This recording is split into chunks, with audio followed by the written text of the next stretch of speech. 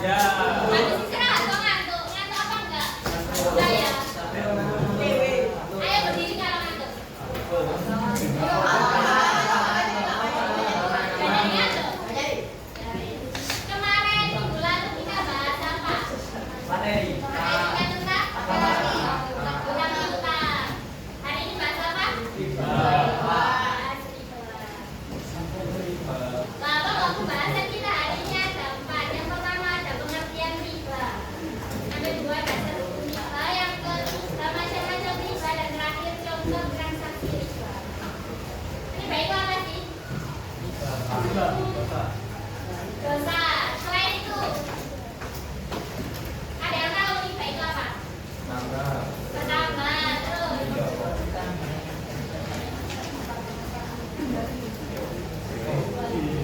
riba berasal dari kata dalam bahasa Arab yang berarti lebih atau bertambah. Sedangkan secara istilah riba berarti tambahan pada harta yang disyaratkan dalam transaksi dari mutlak muakkad dalam tukar menukar antara harta dengan harta. Paham di sini maksudnya? Tambahan pada harta berarti yang seharusnya hartanya 5, misal 10.000 jadi 12.000 tambahan harta. Misal ada A utang ke B, utangnya 10.000, tapi B bilang nanti waktu mengembalikan 20.000. Lah itu tambahan 10.000-nya itu dinamakan riba berharga. Ya, bunga riba biasanya kasih dengan bunga. Biasanya kalau di lingkungan kita riba itu ada di mana sih? Bang, selain itu pinjol, terus apa? Terus dasar hukum riba dari surat Al-Baqarah ayat 275. Mari baca bersama-sama. Bismillahirrahmanirrahim. Wa ahallallahul bai'a wa harrama riba. Artinya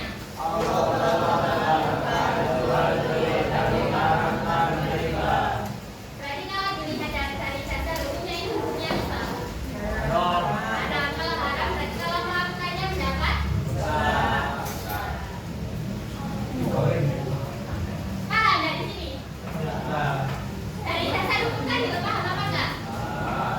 Paham.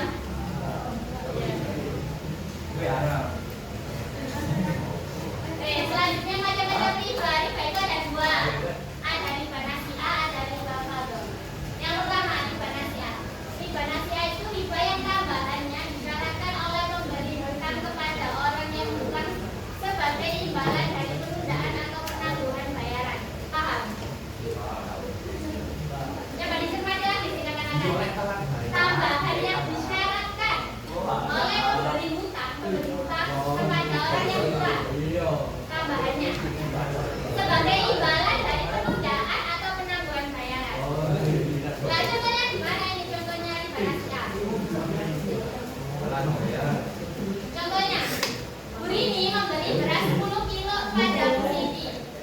Harga beras 1 kilo saat itu 7.500. Lah karena pada saat itu Bu Rini nggak punya uang, Bu Rini minta penangguhan pembayaran. Jadi bayarnya telat dalam artian utang lah. Lah, bayarnya itu bulan depan. Bu Rini minta kepada Bu Siti sejumlah 75.000, kan 10 kilo ya. Tadi 1 kilonya kan setengah kan. Sebulan kemudian Bu Rini mau membayar utang ke Bu Siti. Lah pada saat itu harga berasnya udah bertambah 500 perak, jadi 8.000 per kilonya. Lah Bu Siti pada saat harga beras sudah 8.000 per kilonya minta kepada Bu Rini untuk membayar berasnya 80.000, padahal utangnya berapa tadi? 75.000. Lah 5.000-nya ini termasuk riba karena penangguhan dalam artian penundaan bayar. Ini yang dinamakan riba karena Bu Sitinya ini bilang kalau bayarnya harus 80. Kan pada utangnya pada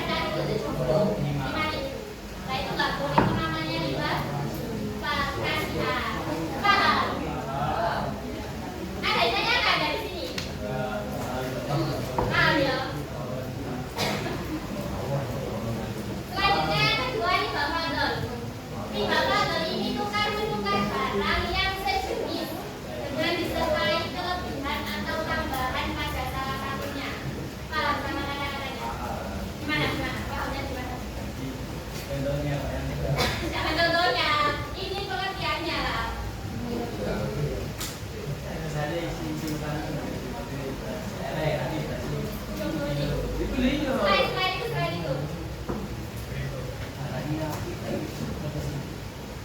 Barang yang sejenis. Jadi contohnya tukar emas sama emas itu nggak boleh. Tukar emas sama emas itu nggak boleh. Berapa? Nggak boleh. Contohnya, saya kalau memiliki 10 kilo beras dengan kualitas yang baik, 10 kilo dengan kualitas yang baik. Kemudian ada Pak Yandi. Pak Yandi ini memiliki beras 15 kilo tapi kualitasnya buruk. Nah, mereka berdua ini tukar-tukar berasnya. Satunya 10 kilo beras baik, satunya 15 kilo beras jelek. Nah, tukar-tukarnya ini dinamakan riba fadl. Tidak boleh. Padahal kan tujuannya kan Pak siapa itu? Pak Yandi yang beras jelek ini butuh beras bagus buat makan. Lah Pak Tiano yang butuh beras jelek buat makan ternaknya, tapi itu juga nggak boleh dinamakan dengan riba fadl. Karena barangnya sejenis. Jadi nggak boleh. Tapi ada ulama juga yang mendapatkan ini. Ya benar. Ada ulama yang mendapatkan ini juga ada yang bilang boleh. Karena apa? Karena kan kualitasnya berbeda. Tapi itu juga harus disepakati dulu. Nggak boleh ada. Aku tukar 10 kilo, berarti kamu 15 kilo. Harus sepakati dulu di awal. Berarti dia itu harganya dulu. Misal beras 10 kilo harganya kan 10.000 ya. Lah yang 15 kilo misal 5.000 kan berarti nggak imbang ya nanti keluarnya. Harusnya kalau beras yang 10 kilo 10.000, yang 15 kilo berapa ribu?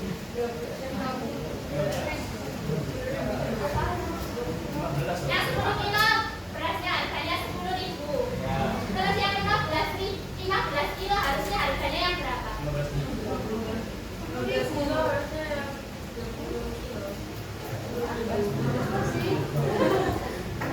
20 kilo. Makanya harganya harus sama. Ya, harus sama. Kan akhirnya kan kalau yang 10 kilo akhirnya berarti kalau 10 kali 10 100.000 lah. Lah nanti di akhirnya 15 kilo harus sama harganya 100.000. Kan jadi boleh jelek tapi nggak jelek banget. Takutnya kan di sini kan kata-katanya kan cuma kualitas jelek. Takutnya kan yang jelek banget yang benar-benar nggak bisa diolah. Nah, ada yang nanya kan? Apa? Saya di akhir harus itu. Bermain harus pada. Kalau tukar sama dagang, konten sama apa? Boleh, tapi harganya harus sama. Sama isinya. Kalau beda yang apa? Kalau sama misal ada pulpen yang satunya 5.000, satunya 10.000, itu harus ditukarnya kemana? Dua banding 1. Nggak boleh 1 sama 1. Dua-dua setuju nggak? Jadinya kayak misal saya punya pulpen yang kita cair jam apa sih?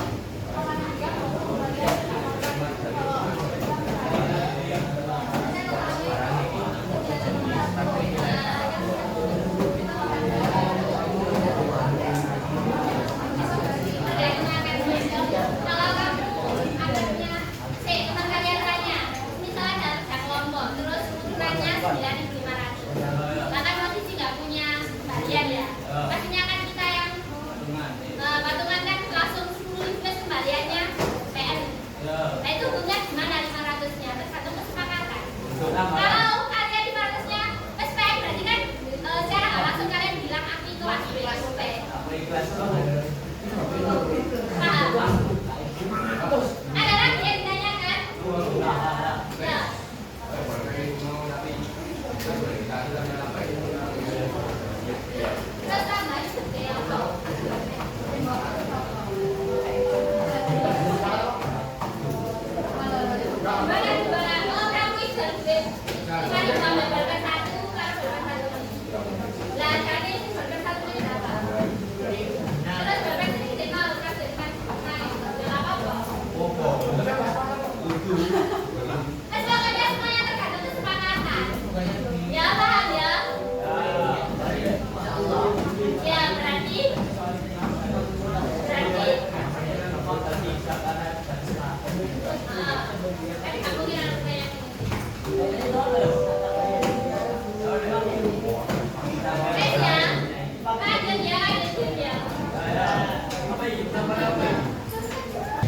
Nah, ini namanya Gadinda. Kalau dia nggak jauh beda sama yang kan, kemarin apa punya namanya? Fresh ya? Fresh ya? Nah, ini di dalam apa? Amplop ini kan ada 6 ya, dan juga ada 6 nomor. Kalau amplop ini ada soal, tapi soalnya nggak ada di buku kalian. Macam permasalahan. Ya, sabar. Nah, tapi di dalam amplop ini kan isinya nggak hanya soal, nggak ada bomnya, tapi ada tantangannya. Tapi juga ada poinnya. Misal kalian nggak ngelakuin tantangan tadi, berarti otomatis nih. Kan ada poinnya persoalan. Dan kita disuruh ngitung bakunya persoalan. Yang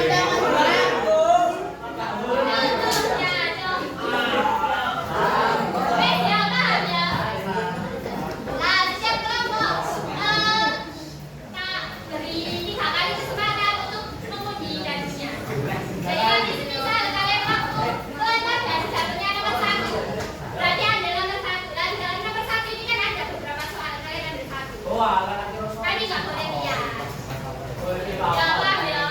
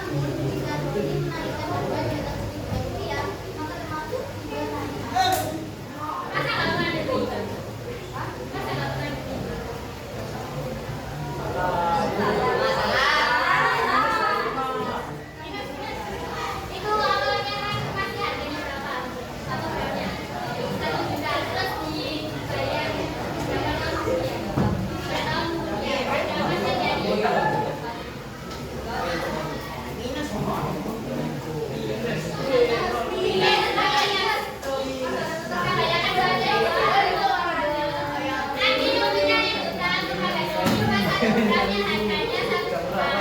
Kemudian di tanggal kemudian Anda membayar misalnya secara cash berupa uang 1 juta. Nah, tindakan yang dilakukan ini apakah sesuai syariat? Apakah termasuk tapi upaya mengandung riba atau tidak? Kira-kira siapa yang mengandung riba atau enggak? Namanya mengandung riba. Kenapa kalau mengandung riba? Karena kan emas tiap tahunnya naik. Jadi kalau kamu hutangnya 1 juta, maka tahun itu kamu membayar hutang 1 juta. Nah, itu termasuk. Berarti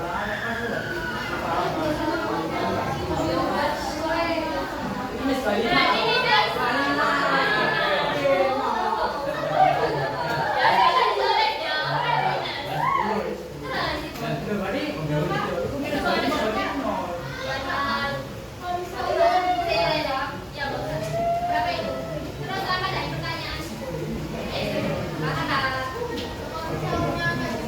Iya Pak, itu kan 25 terus dia 25 ya itu. Ya, 25 kan ya.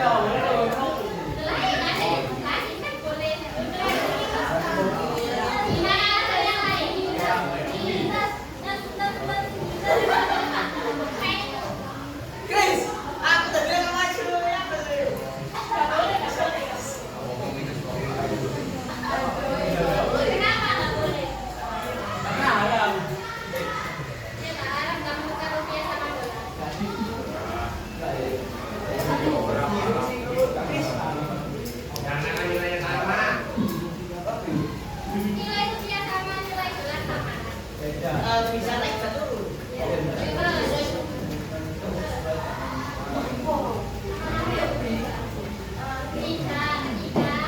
Ketiga berapa? Ketiga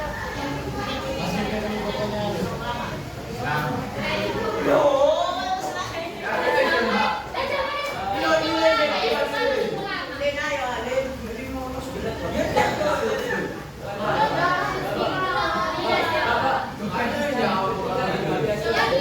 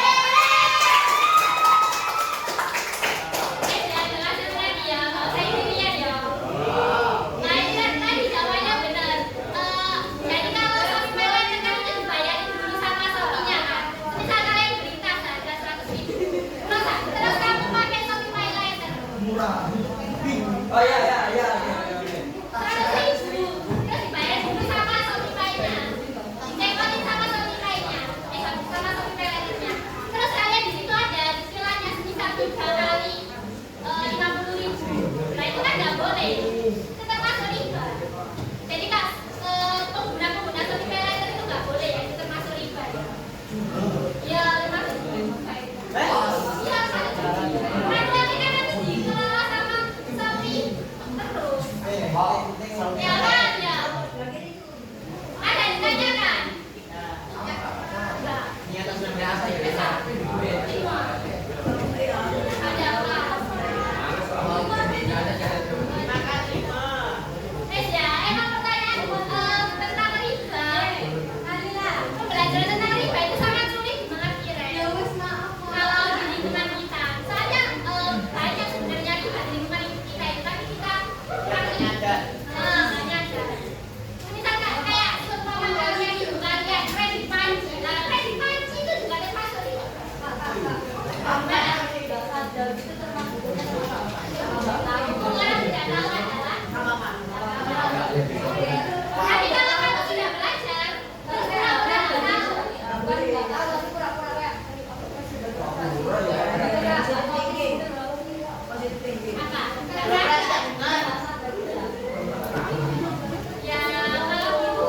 sebenarnya ada dua kemungkinan ya. Boleh nggak apa-apa, boleh jadi nggak apa-apa. Punya kita lalu boleh jadi misalnya nggak dari dipakai, ada yang punya kredit panci punya. Kredit panci. Ada nggak kredit panci? Bisa panci cover bed. Ya, panci bisa cover bed. Bisa cover bed. Cover bed sama biasanya berapa? 1 juta. Tapi bunganya bayarnya nyicil. Jadi ke rumah. Loh.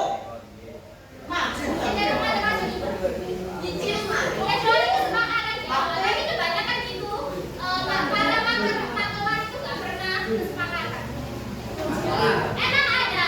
Nih orang nyicil terus tawarin dulu. Kalian harus cicilnya segini ya. Tapi cicil langsung ditodong sama kertas pembayaran kan.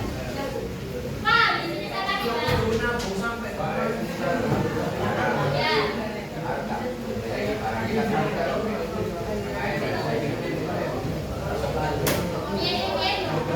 Mau bicara, terus ya bicara.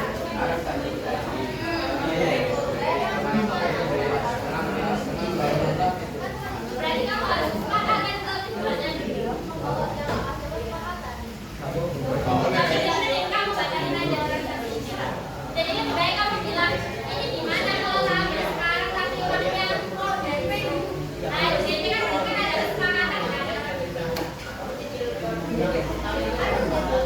Paham ya? Ada yang tanyakan? Paham semua sama riba ya? Awas soalnya kalian buat nanti kalau ada ribanya di situ.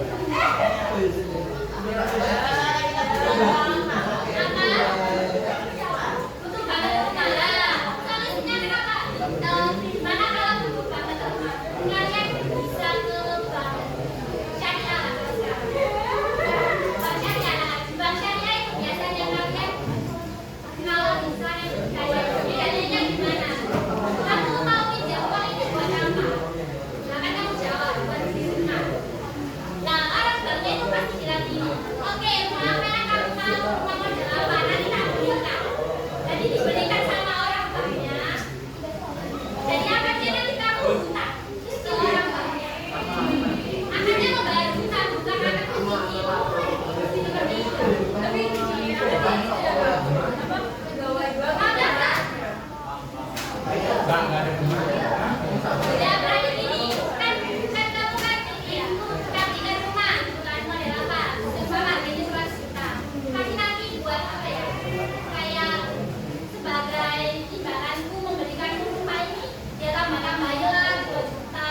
Nah itu nggak apa-apa kalau ada kata-kata seperti itu. Kan akarnya juga utang dulu kan, bukan akan kecil begitu. Seperti itu lah ada nggak? Gimana?